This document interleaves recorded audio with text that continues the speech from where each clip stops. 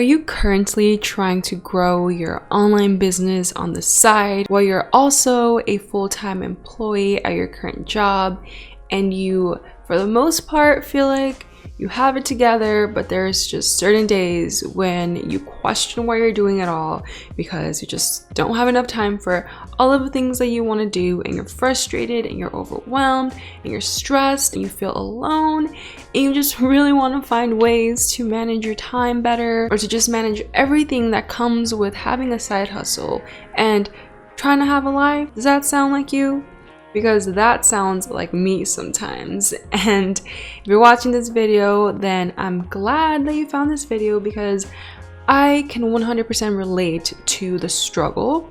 I do have my own side hustle and I have a 9-to-5 job, and today I want to share some things that I have tried that have really kept me sane, that have kept me grounded, and that keep me motivated. There's definitely days when I feel like I don't know why I'm doing what I'm doing. But then what I'm going to talk about today will hopefully help you try to just stay balanced and stay level-headed so that you can keep pushing to strive with your business. So the first thing that I want to talk about that has really helped me just manage my side hustle and my full-time job is to have a dedicated space for where you work on your business.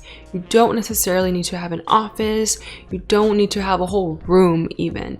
It can just be a dedicated space in your home in which you have the things that you need to help you be successful in your business. You really want to have this space decluttered and clean and optimized to allow you to just have a clear flow of thoughts and to enable your creativity. Having that dedicated space is really going to help you have healthy boundaries between the rest of your house and the space where you're going to create, where you're going to work. The second tip that I want to provide is that if you live with anyone else, maybe your family, maybe your partner, maybe roommates, you really want to set those boundaries not only with your space, but also with them. Really let them know when you're going to be working on your side hustle stuff so they don't interrupt you. Sometimes when people don't have this freelancer or solopreneur lifestyle, they don't really understand it, and you can't really expect them to, right? So we really need to set clear expectations of what you want out of them while you're working, and that can simply be like, don't bother me, like when I'm here, I'm focused and I'm here to just utilize the few hours that I have left out of the day, since I spent,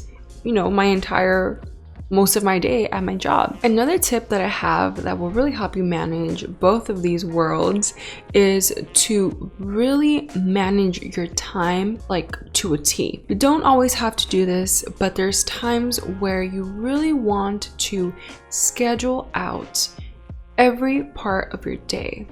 I specifically use Google Calendars to section off times that I'm going to be spending on any given project, whether it be for work or for my side hustle or for personal relationships or for just time by myself. Really managing your time and setting apart time blocks really helps me.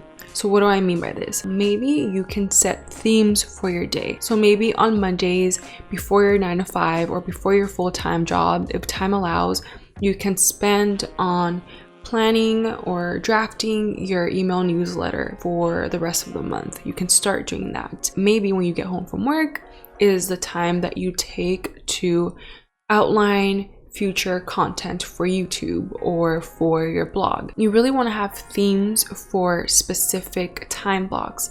Maybe on Tuesdays, you can focus on engaging with your audience. You can focus on replying to emails.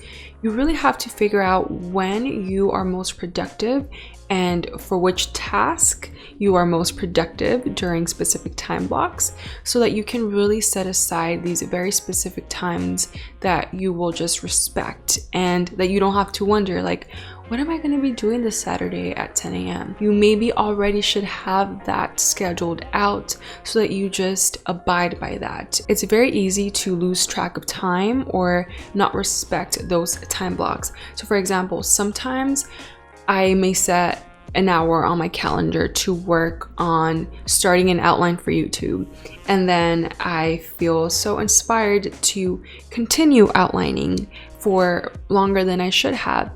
A lot of times if I'm feeling creative, I don't know when I'm gonna get that again. So I really allow myself to dive in and completely just go balls to the walls, and just write out that outline. But there's going to be other times where you really want to respect that and just cut it there. I would say, especially when you're not feeling productive anymore, is really respecting those time blocks. So something that can really help you respect certain time blocks so you can manage your time more efficiently is to actually track your time. There's this free app that I use and it's called Toggle. I'll go ahead and link it down below. You can just go ahead and utilize this app for free, and you can have specific projects that you label and that you start timing yourself under. So this really helps you, keep track of where your time is going. There's this other really cool app. It's called Focus Keeper. I will also link it down below.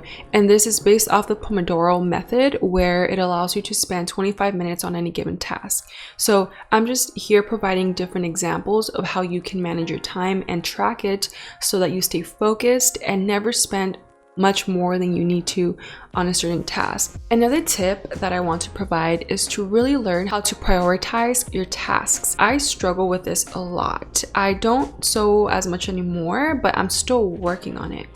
And I love busy work. I'm those type of people that will legit write things into their to-do list just to check it off, because that is satisfying for me and that is fulfilling and that gives me a sense of accomplishment. But sometimes I feel like it's so easy to be fake productive, to do things that we never intended to do in the first place, which is why they weren't on our to-do list. And so we're just filling our space with things that could have been done later. So really prioritizing your tasks.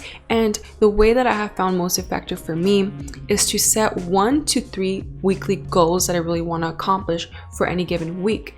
And based on those weekly goals, I will go ahead and set daily goals so that I know that ultimately I want to achieve X. So I need to do these smaller steps to get me to X. This really allows me to filter out the things that can wait or that I just really do not need to be doing because they're not going to serve a greater purpose. Another tip that I have for you is about organization, and this goes very hand in hand with your Google Calendar.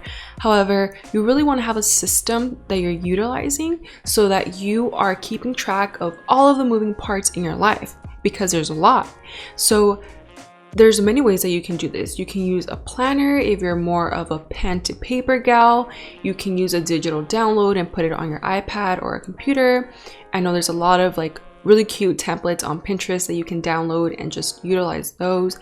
You can also use task management or project management systems that are for free online. So for example, I use Asana to keep track of everything in my life. And this is just because I'm able to sync it to my other devices. I love to brainstorm on paper, and then I will go ahead and transfer certain things on Asana. Now, that isn't the most efficient thing, but honestly, that's what works for me at the time. And you really just want to pick something that's working for you and run with it. Just really pick what's best for you. There's so many people that are pushing so many different things out there, and that's fine, but don't get overwhelmed. Pick pen and paper if that's what works for you. Pick Asana, Trello if that's what works for you. Do a hybrid of both if that's what works for you, and that's personally what I do. Another tip that I have for you that will really help you manage your time is to delegate tasks. This is hard. Letting go of control in your baby, which is your business, is hard. I know. I recently had to do it, and it's difficult. But it takes a village. It really does take a village.